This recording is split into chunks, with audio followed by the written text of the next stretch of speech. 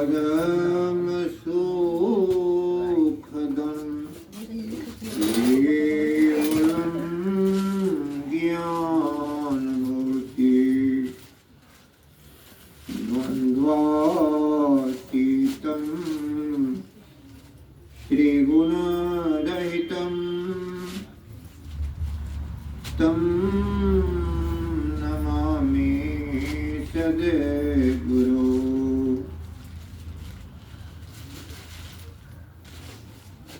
आदरणीय उपस्थित सज्जनों, आप सबका आगमन का मैं तहे दिल से स्वागत करता हूँ। साथ साथ नए वर्ष की शुभकामना देता हूँ। आप सभी का ये नूतन वर्ष मंगलमय हो। आप लोग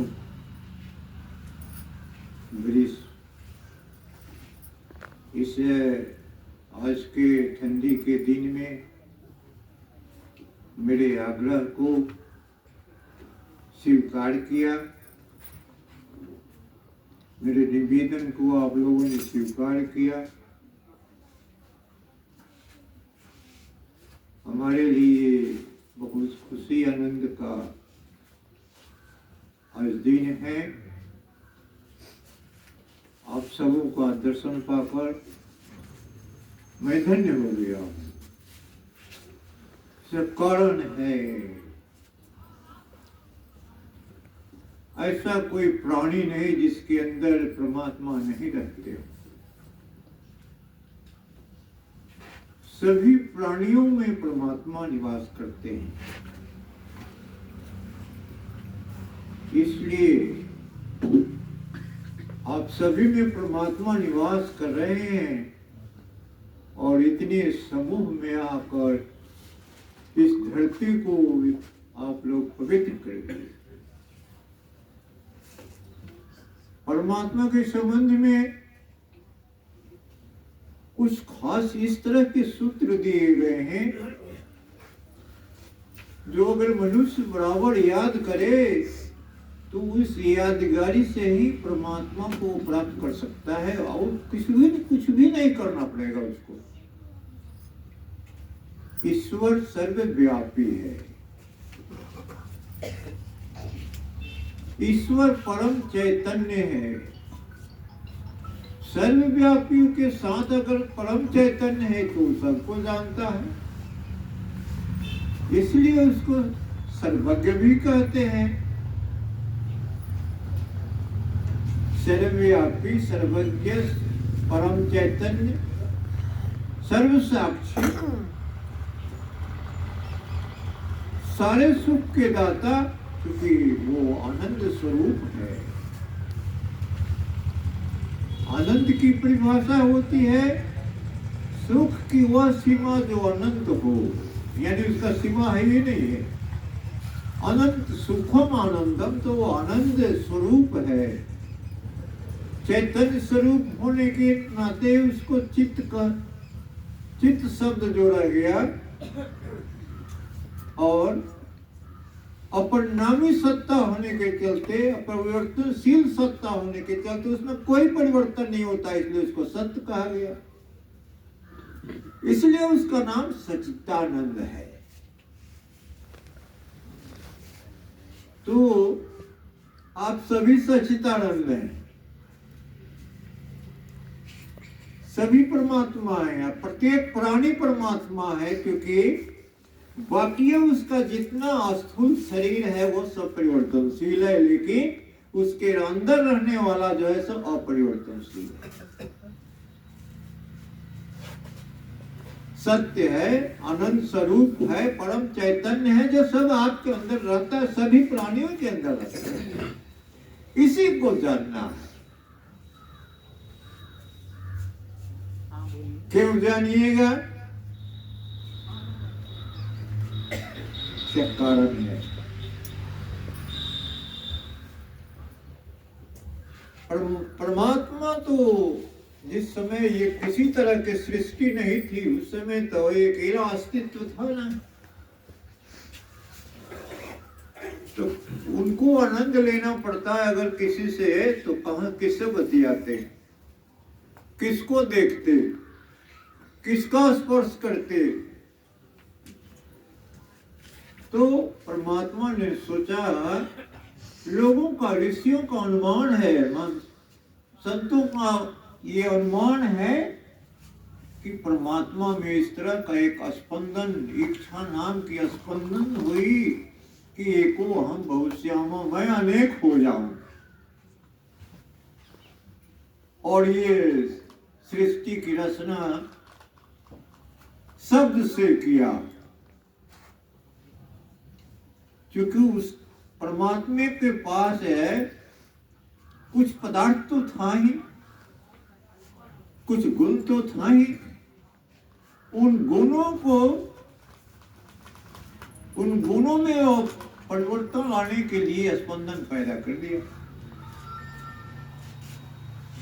जिसके चलते स्पंदन आपस में टकराए तो एक विस्फोट हो गया।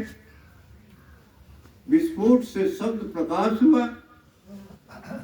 शब्द और प्रकाश के तरंग जो है सो घनीभूत होने लगे। सतोगुण प्रधान क्षेत्र का जो मालिक हुआ उसको विष्णु कहते हैं। उसका एक और गुण था, रजोगुण था। रजोगुण प्रधान क्षेत्र जो बनाओ, उसके मालिक को विष्णु को आपका ब्रह्मा कहते हैं। और तमोगुण प्रधान क्षेत्र के नियंत्रक को शंकर कहते हैं। और इन तीनों को ये देहधारी बिना देह के हैं, इसलिए इनकी पूजा लोग करते हैं, क्योंकि ये देव में गिने जाते हैं, देवता के रूप में गिने जाते हैं। ये एक तरह से त्रिगुणात्मक मन का क्षेत्र है, जिसके अलग अलग ये गुणों के आधार पर, सचित्र के आधार पर ये इस तरह के नामकरण देवताओं का, इन त्रिदेवों का हुआ। ये विराट मन है। विराट मन में कि तमोगुण की अवस्था जो आखिरी है, उसमें जो घनीभूत होता है, उससे एतत् आत्मनः आकाशः संभूतः है। आकाशात् वायु, वायु अग्नि, अग्नि आप तद्भ्याम पृथ्वी। इस तरह से क्रम वार जो है सो सृष्टि होती हुई अनंत सृष्टि है। अनेकों कोटि कोटि ब्रह्मांड है, कोटि कोटि बड़े बड़े साइंटिस्ट लोगों ने जो आविष्कार किया, उसमें गैलेक्सी, निहारिकाएं इत्यादि बहुत हैं, जिससे हजारों हजार सूर्य निकलते हैं। उन हजारों सूर्यों से पृथ्वी निकला करती है। उसी क्रम में हम लोगों का यह एक पृथ्वी बिना सहारे नहीं है, सहारा किसी का। चारों तरफ से आकाश है, आकाश के साथ ब्राह्मी मन है, ईश्वरीय मन है। ईश्वरीय मन के साथ साथ चैतन्यता का जो है सो उसकी शक्ति है, यानी परम पुरुष ही मूल रूप से सभी वस्तुओं के आधार हैं। परमात्मा निरपेक्ष सत्ता है, वो किसी पर निर्भर नहीं करता है, लेकिन सृष्टि के प्रत्येक चीज उस पर निर्भर करता है। इसलिए संसार की सारी सृष्टि की वस्तुओं को निरपेक्ष सत्ता नहीं कहते, सापेक्ष सत्ता कहते हो, किसी चीज पर निर्भर है। अब इसी परम सत्ता को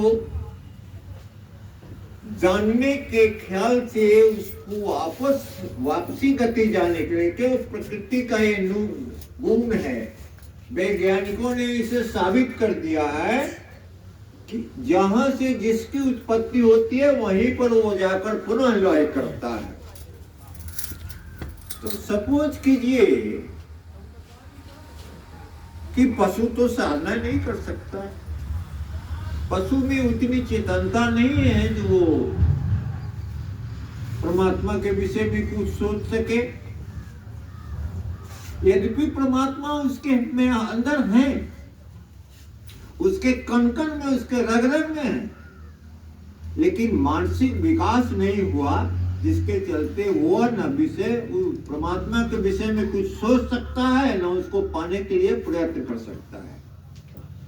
तो ये परमात्मा की बहुत बड़ी कृपा है कि उन्होंने एक ऐसा जटिल जोड़ी बनाया जिसका मन बिल्कुल विकसित हो गया, और शरीर की भी इतनी जटिलता हो गई उसके लिए कि इसमें करोड़ों करोड़ों अरबों अरबों कोशिकाएं हैं। उस सबसे आपके ब्लड का संचालन होता है, आपके ब्रेन तक जाता है, जो करोड़ों अरबों उसमें लच्छेदार जो है सो नसें हैं। उसके अंदर बीच में कुछ खाली जगह है जिसमें आपका मन निवास करता है। उसके अंदर सर्वव्यापी होते हुए एक केंद्र सत्ता है जो परम चैतन्य आत्मा कहते हैं। वो आत्मा किस प्रकार का है, किस तरह का है, इसके गुणों का वर्णन हमारे ऋषियों ने हजारों हजार वर्ष पहले किया था, अनुसंधान किया था, प्राप्त किया था, अनुभव किया था, प्रत्यक्षीकरण किया था, देखा था, और तदनुसार उन लोगों ने एक सिद्धांत बनाया। सबसे पहले दर्शन शास्त्र का जो आविर्भाव हुआ वो कपिल ऋषि थी, अद्वैत दर्शन का निर्माण किया था। वेदों का, वेद माने ज्ञान होता है, श्रुति के रूप में था। ब्रह्मा नाम बुद्धि का भी है, इसलिए जिन मनुष्यों में बुद्धि ज्यादा विकसित हो गई, बुद्धि से परे आत्मा परमात्मा पर्यायवाची शब्द है, उसका ज्ञान हुआ, उन्होंने परमात्मा के संबंध में सूत्र बनाया जो लोग याद करते थे, उसको वेद कहते हैं। उसी का मंथन करके ऋषियों ने दर्शन बनाया। उन्हीं वैदिक ज्ञान का मंथन करके ऋषियों ने उपनिषद बनाया। वेद को पढ़ने से आपको ज्ञान होगा कि नहीं होगा, किसी को ज्ञान होता है कि नहीं होता है, ये नहीं गारंटी नहीं दिया जा सकता है, लेकिन उसको मथने के बाद उपनिषद की रचना हुई, ऋषियों ने किया। वेद माने ज्ञान, उपनिषद माने ज्ञान नहीं है। उपनिषद, उप माने नजदीक, नि माने ले जाना, सद माने परमात्मा। परमात्मा के नजदीक जो ले जाता है, जो ज्ञान ले जाता है, उसका नाम उपनिषद है। ये वेद का ज्ञान का निचोड़ लिखा गया, सुलभ बनाया गया, और उन्हीं उपनिषदों का कृष्ण ने मंथन करके गीता के सूत्र बनाया। उन्होंने बहुत सिस्टमेटिक बनाया, कैसे मनुष्य में संसार के प्रति, संसार की क्रियाओं के प्रति, मालूम पड़ता है लाइन कटा है तो लगा दीजिए। हाँ, मालूम पड़ता है कि कृष्ण ने ऐसा सिस्टमेटिक गीता रच कर सूत्र को बनाकर मानव समाज को दिया। आज से करीब 3500 बरस पहले, 4000 बरस पहले, 4000 बरस पहले की बात है, जिस समय बुद्ध का भी जन्म नहीं हुआ था, ईसा मसीह का जन्म नहीं हुआ था, मूसा का जन्म नहीं हुआ था, मोहम्मद साहब का जन्म उस समय नहीं हुआ था। जो सभी लोगों ने अलग अलग एक दर्शन शास्त्र लिखा। 1400 बरस का इतिहास जो है सो मोहम्मद साहब के सिद्धांत का है। 2000 बरस का ईसा मसीह का है। 6000 बरस पहले का मूसा का है और 7000 बरस पहले शैव सिद्धांत का दर्शन है। 15000 बरस पहले वेद का दर्शन है, जो बिल्कुल सच दर्शन लिखा गया।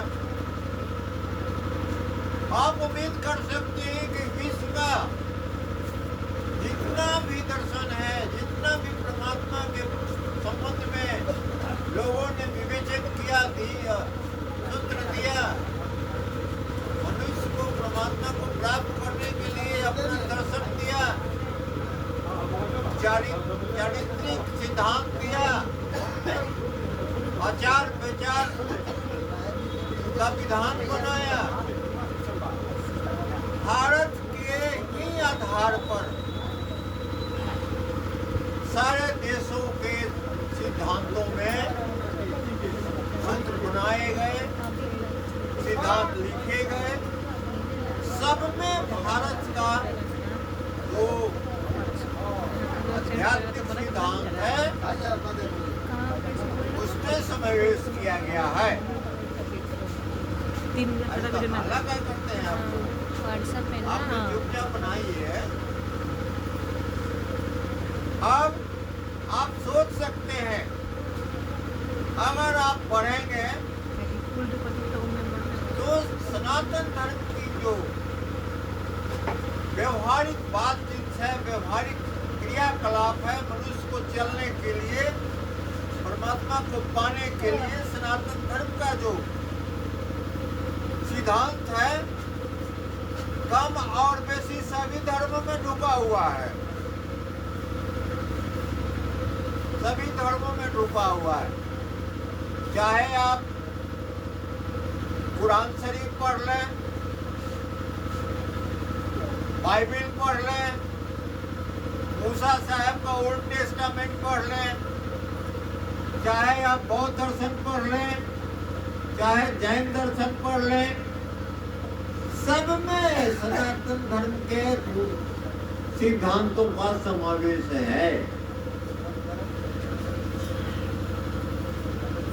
अब रह गई बात कि भारत में बहुत पहले जितनी उन्नति इस क्षेत्र में हुई थी, धार्मिक क्षेत्र में हुई थी, आज उस तरह नहीं है।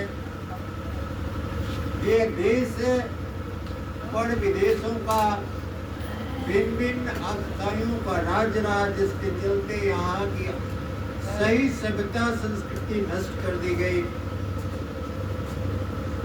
एक आध गवाना बचा है और भारतवासी इसको समाप्त करना चाहता है।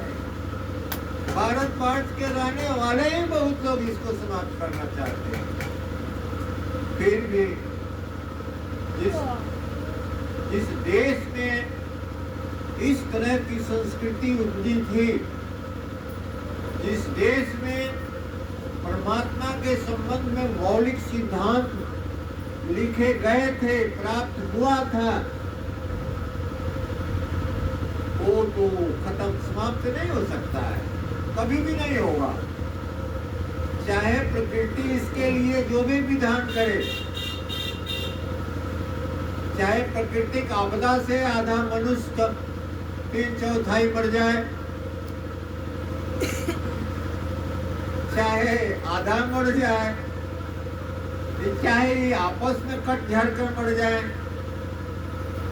लेकिन एक समय ऐसा जरूर आएगा कि यह देश विश्व का गुरु फिर बनेगा।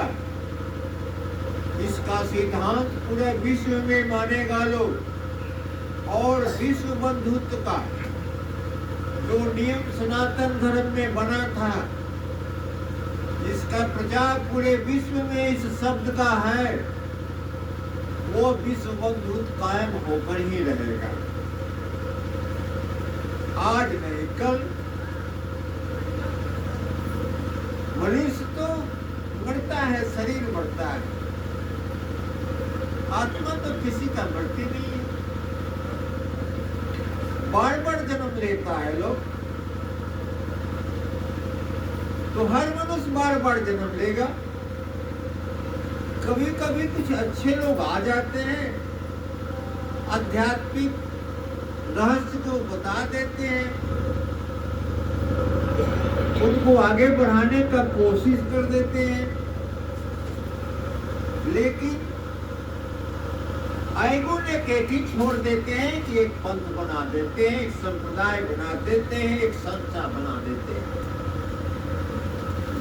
संप्रदाय वाले, संस्था वाले, मत वाले, अन्य धर्म के रूप में अलग कहने वाले समझ नहीं पाते हैं कि मनुष्य, हर मनुष्य में एक ही परमात्मा है। मनुष्य के ब्लड में और पशु के ब्लड में बहुत अंतर है। तो एक ही तरह का ब्लड सब में है, एक ही तरह की सारी चीजें बनावट शरीर में मनुष्य का एक ही तरह है, तो भेद कहाँ है?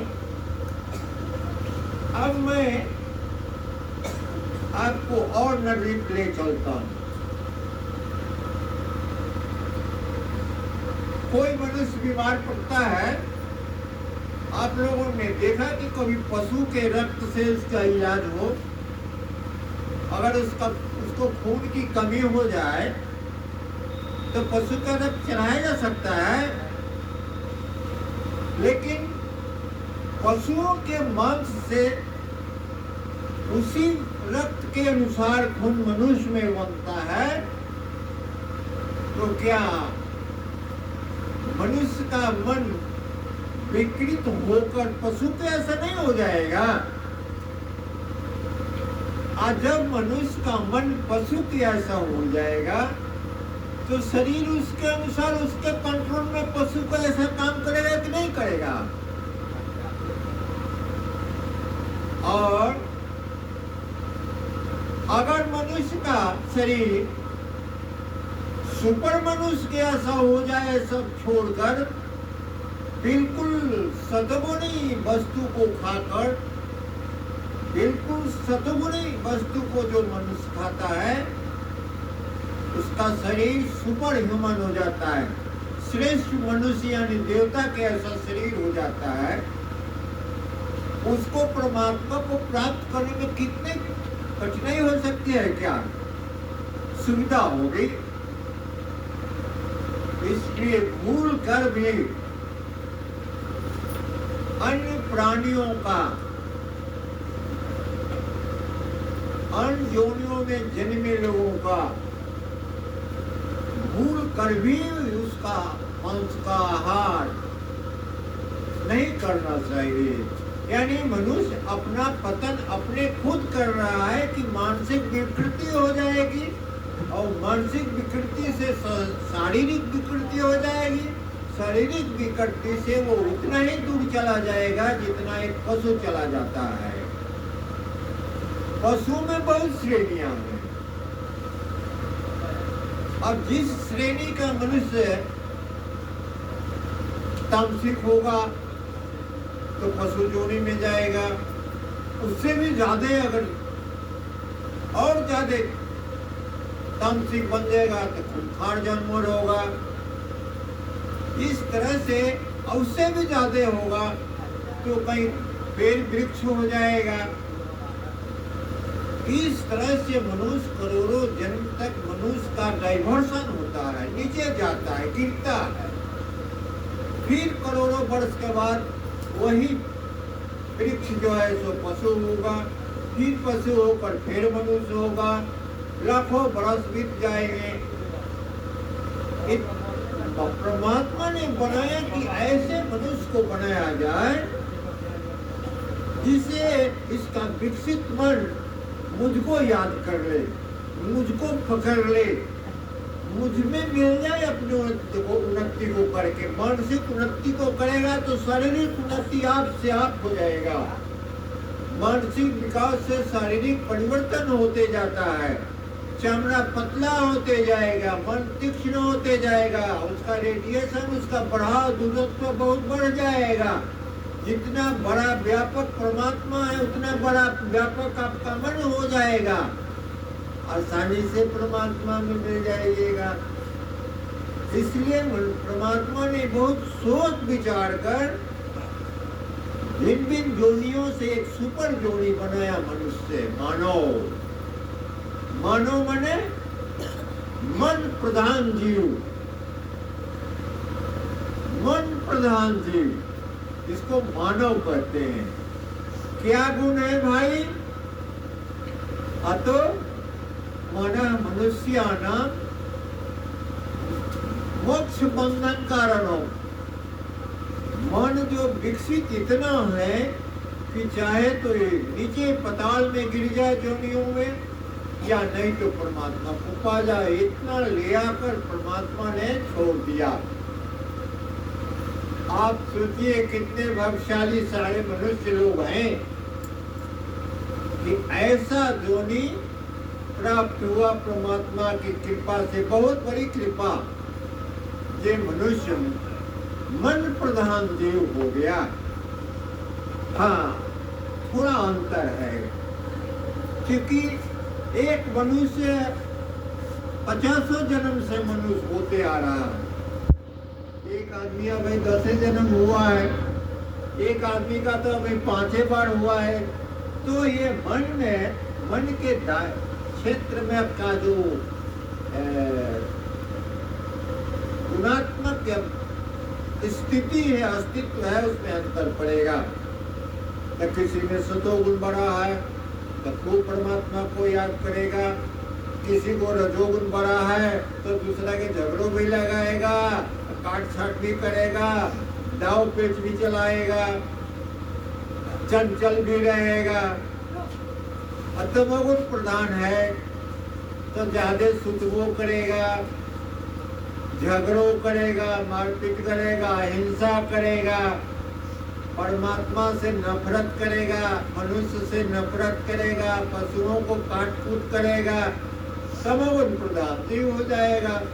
ऐसे मनुष्य में भी मिलते हैं बहुत, क्योंकि उनका जन्म जो है तो बहुत कम बेसी होती आ रहा है।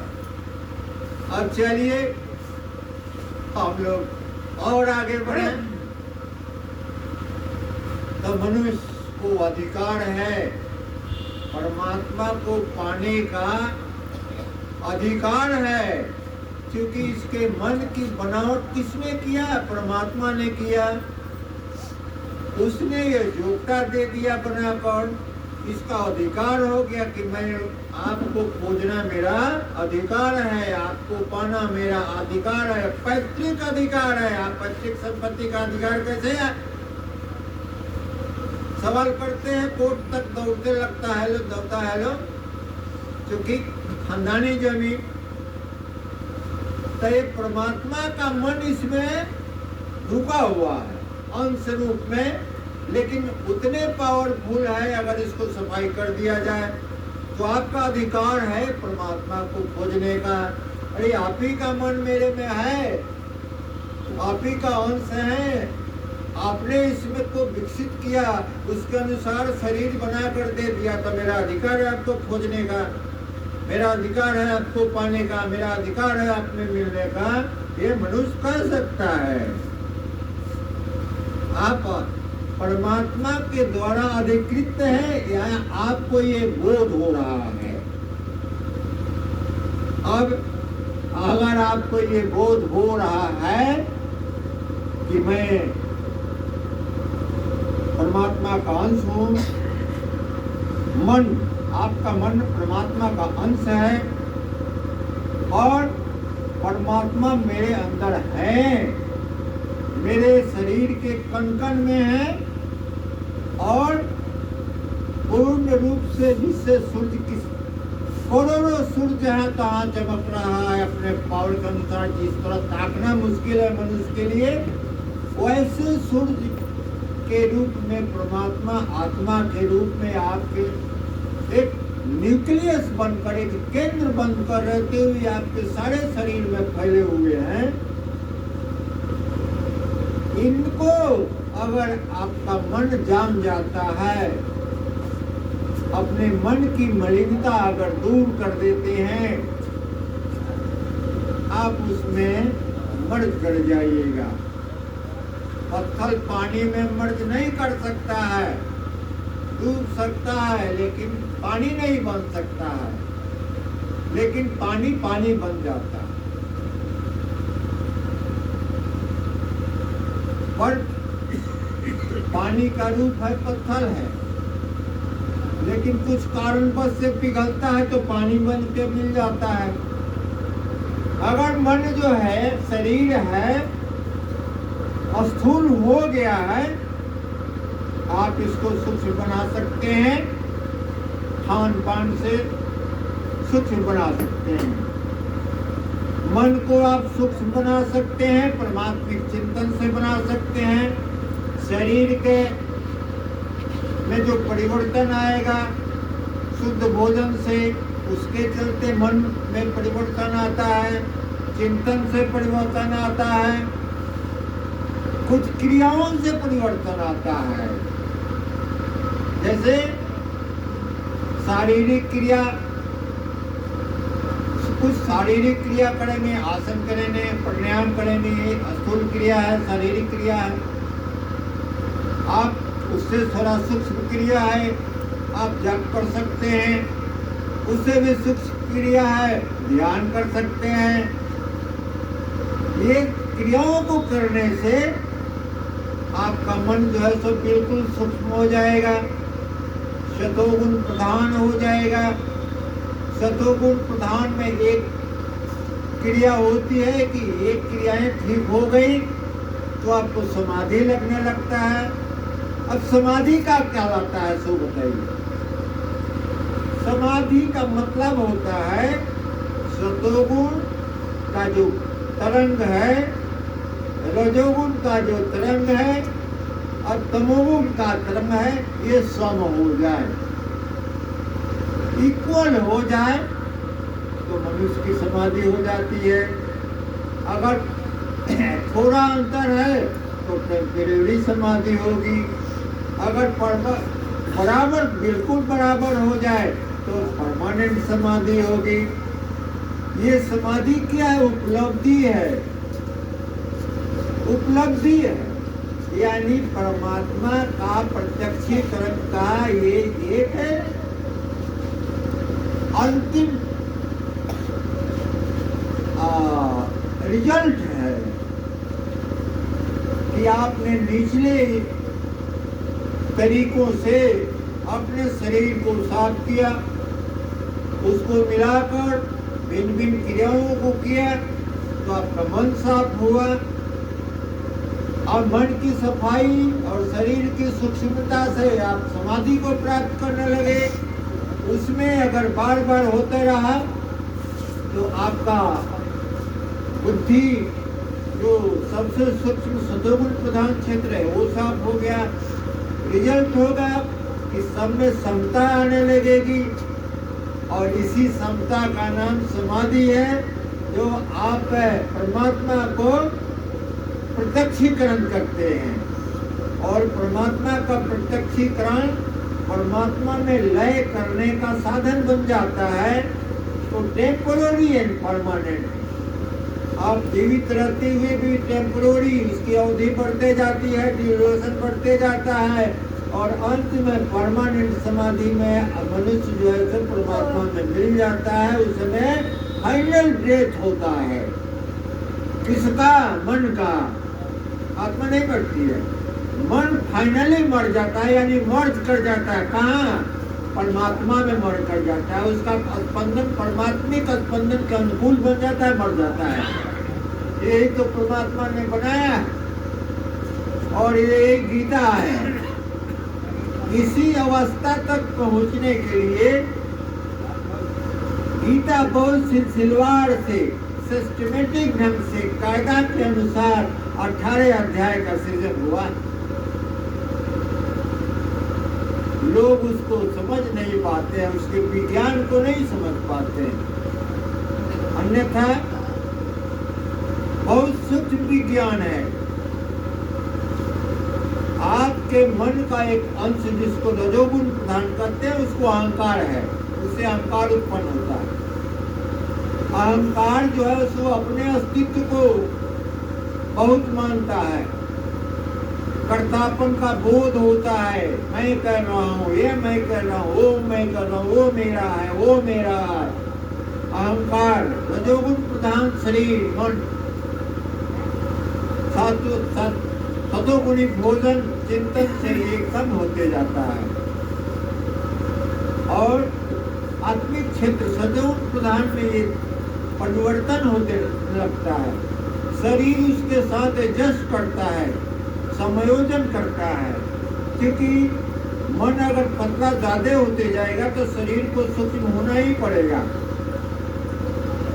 और शरीर जितना सूक्ष्म होगा आपको सुविधा होगी आगे बढ़ने में, ध्यान करने में। ये सारी चीजें अध्यात्म का वैज्ञानिक सूत्र है।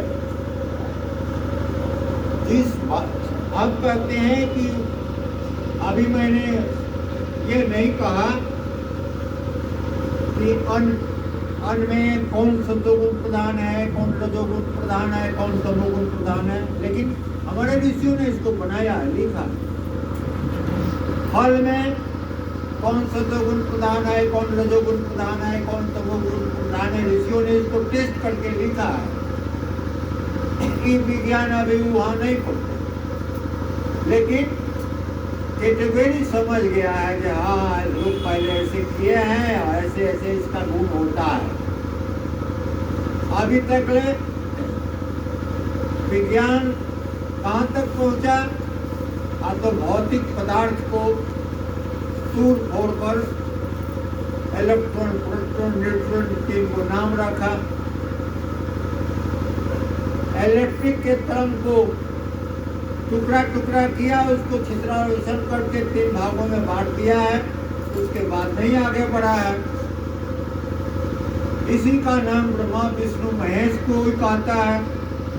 वैज्ञानिक इसको इलेक्ट्रॉन, प्रोटॉन, न्यूट्रॉन कहते हैं, और जो अध्यात्मदर्शी हैं, अध्यात्म शास्त्र के जानकार हैं, उसको सत्वगुण, रजोगुण, तमोगुण कहते हैं।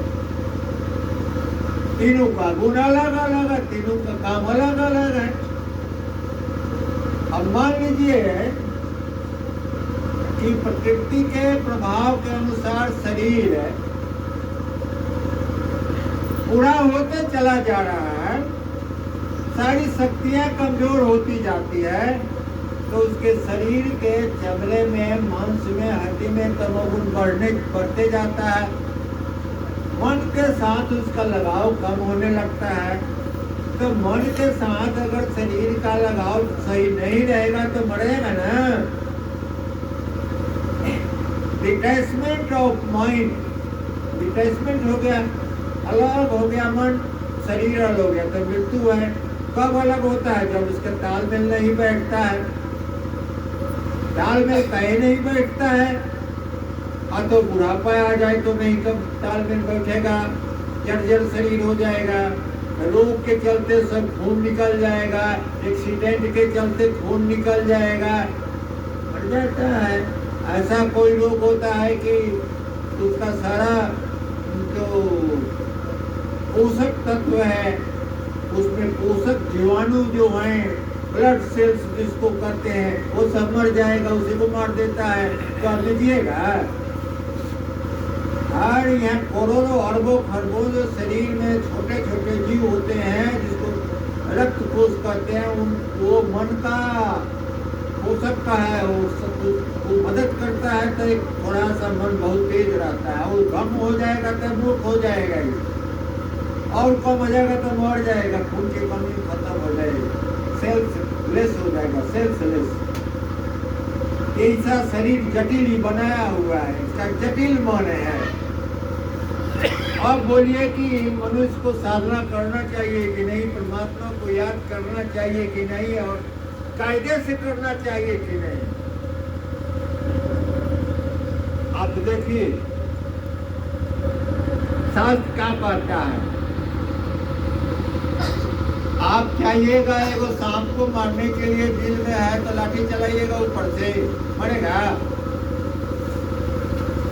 मरेगा का?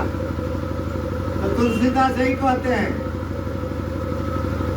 मोह पास कैसे टूटे माधव, मोह पास कैसे टूटे, बाहर करिए उपाय अनेक, अभियंतर ग्रंथि न छूटे माधव, मोह पास कैसे टूटे, तड़को टरमा बल बस विहंग तरु, मारे मरे न जैसे, साधन करिए अनेक जतन, साधन करिए अनेक जतन विधि, काटे मरे न जैसे। मान लीजिए कि एक पेड़ में एक पक्षी है, घोंसला बना कर रहा है, आप उसको पेड़ काटने से मार दीजिएगा, चले तो उड़ जाएगी। पूर्ण कराहयंतर्गत, शशि प्रतिबिंब दिखावे, आप एक कड़ाह में घी रख दीजिए, चंद्रमा का उस पर फोटो पड़ रहा है, अब कतनो आग लगाइएगा तो चंद्रमा गल जाएगा का, आगे जड़ जाएगा। औटत अनल लगाय कलप सत, औटत नासन पाए। एक मोह है, इसको भी अंतर भीतर के अंदर से अगर जब तक आप नहीं हटाना चाहेंगे नहीं हट सकता है। इसी तरह से काम, क्रोध, लोभ, मोह, अहंकार, तृष्णा, सब चीज जो है सो मनुष्य के अंदर है। क्यों है, इसका भी कारण है। तमोगुण, रजोगुण, सतोगुण, ये प्रकृति है। सम अवस्था में परमात्मा में है, विषम अवस्था में बाहर है। तो विषम अवस्था में जब बाहर सृष्टि के रूप में है तो उसका अपना प्रभाव उसका होगा ना। अब आपका काम है कि कैसे हटाया जाए इसको, शरीर से कैसे इसको हटाया जाए। इसको हटाने के लिए आपको जो है सो ये सब विधान बने हुए हैं। तो क्या वजह समाप्त करना है? अच्छा, ठीक।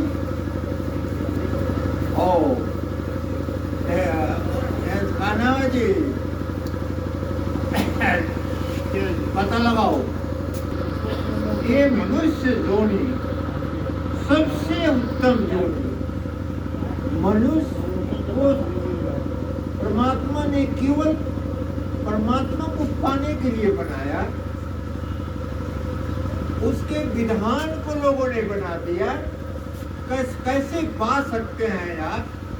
उसके बाद भी उल्टा चाल है, शरीर को बिगाड़ रहा है, खान पान से हजारों रोग होते जा रहे हैं, मन को बिगाड़ रहा है, हजारों प्रकार के वृत्तियां जो है सो उत्पन्न हो रही है उसके खान पान से और सामाजिक एटमॉस्फेयर के बिगड़ाव से। 1000 अगर खराब व्यक्ति का समाज हो, उसमें 2 आदमी अच्छे आदमी को डाल दीजिए, देखिए बिगड़ जाता है कि नहीं। एक वो परिवार में अगर खराब आदमी हो जाए तो पूरे परिवार को डिस्टर्ब कर देता है। जिस गांव में 10 लोग खराब हो तो क्या हालत होगा। आज यही हो रहा है, अब सब लोग देख रहा है। अब किसी को हिम्मत नहीं है कहने का जब भाई ऐसा गलत कर रहे हो, वो मानने को तैयार भी नहीं है। क्योंकि कुछ लोग ऐसे भी हैं जो कहते हैं कि नहीं धर्म में भगवान कुछ नहीं होता है। अरे भगवान नहीं होता है, तुम्हारे अंदर चेतना तो है। क्या करना चाहिए, अच्छा काम ये तो जानना चाहिए, इस पर तो विचार करना चाहिए। और नहीं तो एक्सपेरिमेंट करो। देखिए रसिया में एक्सपेरिमेंट किया, शाकाहारी जो खाता था ना उसको जेल दिया जाता था, उसका कॉन्स्टिट्यूशन बना हुआ था। इस कांड में जाकर वो 5 साल जेल में रहा सब, कीर्तन करते रहा सब। रिजल्ट हुआ कि वो वैज्ञानिकों को दिया कि भाई रिसर्च करो कि शाकाहारी खाने से फायदा है कि हानि है। वैज्ञानिकों ने रिसर्च करके कहा कि नहीं, इससे तो 10 साल अधिक उम्र बढ़ जाता है, स्वास्थ्य ठीक रहता है, बीमारी जल्दी नहीं होती है। कॉन्स्टिट्यूशन बदल दिया रसिया, ताकि अगर जो चाहे तो शाकाहारी खा सकता है। चलिए सर, भारत का कॉन्स्टिट्यूशन कुछ दूसरे हैं। जो कोई जो बोलते रहे, चाहे वो समाज छोटा हो और चाहे बड़ा समाज हो और चाहे पार्लियामेंट हो, दो गाड़ी जितना मन पड़े दो, उसको धमकी दो, हाथ दिखा दो, यहाँ हाथ दिखा दो, तुरंत दूसरा मजबूत होगा तो हाथ में रोक देगा। वहाँ जो है सो गाली दे रहा है तो वो नहीं कुछ बोलता है, भाई बर्दाश्त करो। लेकिन अनुशासन कहाँ गया, डिसिप्लिन कहाँ गई? आप हम एक बात बता देते हैं आप लोगों को। अभी अभी हमारे शर्मा जी बोल रहे थे ना, योग का मतलब है परमात्मा में मिलना, कायदे से मिलना, उसके नियमों को पालन करना। नियम पालन करने में क्या कीजिएगा, रात भर सुतले रहिएगा, दिन भर कामें करते रहिएगा, ये नियम है। कहता है पहला सूत्र उसका है योगानुशासनम। अगर आपको परमात्मा को पाना हो या किसी तरह की सफलता प्राप्त करना हो तो आपको अपने मन में और शरीर पर अनुशासन रखना होगा। खाना उतने खाइए जैसे शरीर बर्दाश्त करे, पचा सके। जागिए उतना जितना नींद आपको जरूरी है, नियम कहता है। आप लेबर उतने कीजिए जितना आपके लिए शरीर के शक्ति के अनुसार है। बोलिए उतने जितना आपको वाणी का जरूरत है, न मत बोलिए। बोल दीजिए तो एक्सेस हो जाएगा। एक्सेस होगा तो कान बहिर होने का उम्मीद रखिए। कान का और मुंह का दोनों का कनेक्शन एक है। ज्यादा बोलने वाला जल्दी बहिर होता है,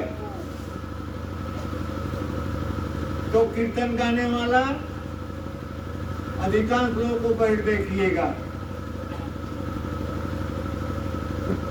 नहीं देखे आप लोग? अरे होता है, चलने ना। हमारे गांव में 4 आदमी दिन रात रामायण झाल बजा कर गाता था, अंत में बहिर हो गया। एक कनेक्शन है। ज्यादा आवाज निकालिएगा कान की शक्ति कम हो जाएगी, आंख की शक्ति कम हो जाती है तो स्पर्श की शक्ति बढ़ जाती है। इसलिए 12 आदमी अंधा आदमी को देखते हैं ना, छू कर चीन जाता है कि क्या है। स्पर्श शक्ति बढ़ जाती है, कनेक्शन है ज्ञानेंद्रियों में, एक के सामने नजदीके में है भीतर। अब इन 10 इंद्रियों का एक ही जगह सब सेंटर है और एक दूसरे के सामने है। तो एक दूसरे के जो सामने है तो एक अगर ज्यादा यूज कीजिएगा दूसरा कम हो जाएगा, तीसरा को अधिक कीजिएगा ज्यादा तो चौथा कम हो जाएगा। उसका कनेक्शन बना हुआ है, सामने सामने है, उसका सेंटर बना हुआ है। और इन सब में अपनी वृत्तियों का बंटवारा है। देखने का काम करेगा नहीं करेगा, तो सब में बंटवारा है कि हमको कौन काम करना है। इन काम को आपको बढ़ाना है घटाना है, आपके हाथ में है। आपको सबके केंद्र के विषय में मालूम होना चाहिए। आप घटा बढ़ा सकते हैं। उसी तरह से जितनी वृत्तियां हैं सबका शरीर में केंद्र बना हुआ है। आप जिसको चाहे घटा दे, जिसको चाहे बढ़ा दे, लेकिन आपको तो संयम रख के करना है ना, अनुशासन का पालन करना है। निकले घटे नहीं है, बढ़े नहीं, देखो मरे नहीं, एगो खाली जिंदे रहे, ये बात नहीं चाहिए। अगर मान लीजिए किसी व्यक्ति में काम की भावना अगर मर जाए तो किसी से प्रेम करेगा, अच्छा से बतियाएगा, परमात्मा से प्रेम करेगा नहीं करेगा।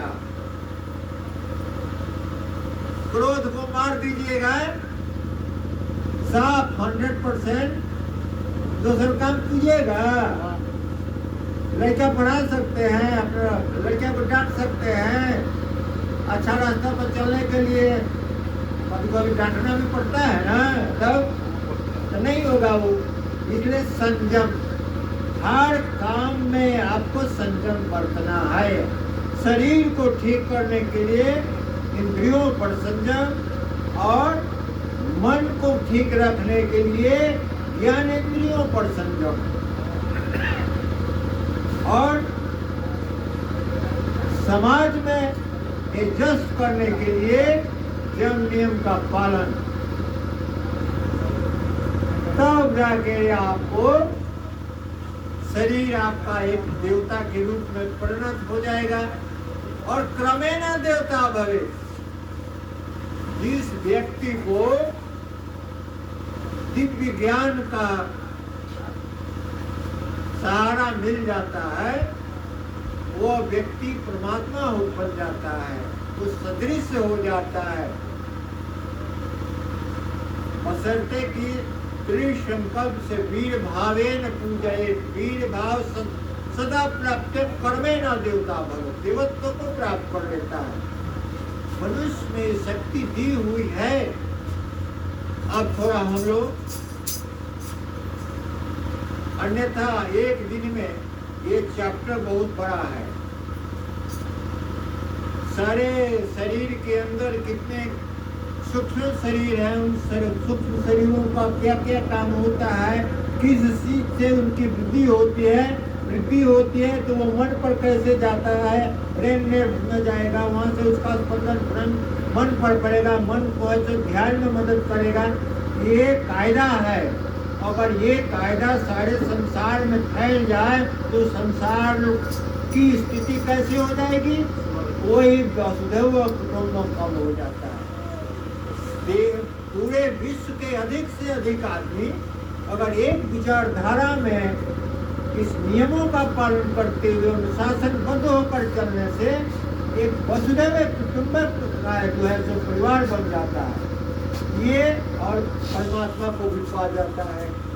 ये है आपका सिद्धांत और ये वैज्ञानिक सिद्धांत है, विज्ञान के रास्ते से बताया हुआ है। एक दिन किसी ने कहा कि ये तो विज्ञान बोलते हैं, विज्ञान तो अब इतने दूर आ रहे, मनोविज्ञान का तो भारत में अभी शुरुआती हुआ है और वेद खाली 80% ऋचा खाली मनोविज्ञान का है। जिस देश का आदमी पक्षी से बातचीत करता था, पेड़ से बातचीत करता था, उसका मनोविज्ञान कितना बढ़ा हुआ था। आज 10 दिन हुआ एक आविष्कार हुआ है मशीन का, जो पौधा से भी आप बातचीत कर सकते हैं। कितना दिन में हुआ है, जबकि हमारे वेद में लिखा हुआ है कि पक्षी से या वृक्ष से कैसे बातचीत किया जाएगा।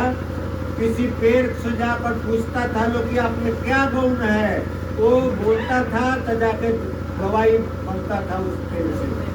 ऐसा लोग थे।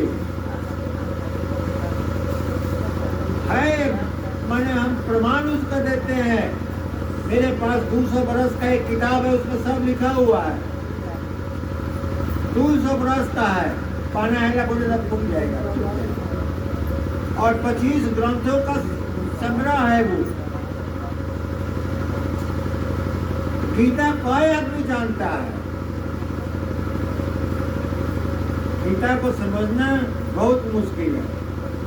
बहुत सिंपल तरीका से बोला गया, लेकिन उसका गुण बहुत था है।